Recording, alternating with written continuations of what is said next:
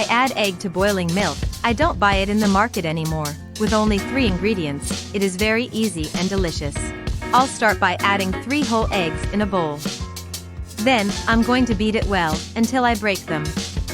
Already beaten, I will add the sum of 2 lemons, which are equivalent to 80 milliliters.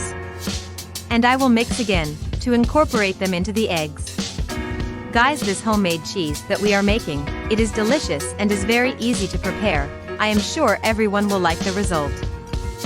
Already well incorporated, I will reserve it for later. In a stainless steel skillet, I will add 2 liters of milk, but it must be at room temperature. Then, I will add a tablespoon of salt to it, and wait for it to start boiling. When the milk is boiling, I will add the mixture of the eggs with the lemon sumo. I will add it slowly, and I will move constantly.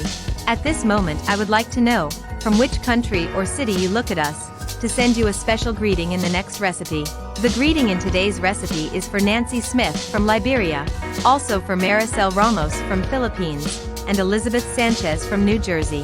Thank you for always seeing and enjoying our recipes. Now I will turn off the stove, and cover the pan, letting it stand for 10 minutes so that the serum separates from the dough. After 10 minutes, see how the mass has separated from the serum, so in this way it should be left.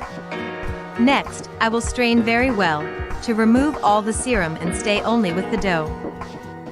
And this is all the dough we have taken from 2 liters of milk.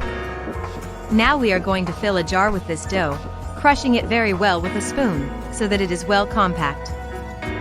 If you have come this far seeing today's recipe, that means that you are liking this recipe. So leave us here below the following message: I love cheese, to send you a very special greeting. After having pressed it well, I will take it to the fridge for 2 hours, although I advise you to leave it overnight, so our cheese will be more compact and delicious. And now our homemade cheese is ready.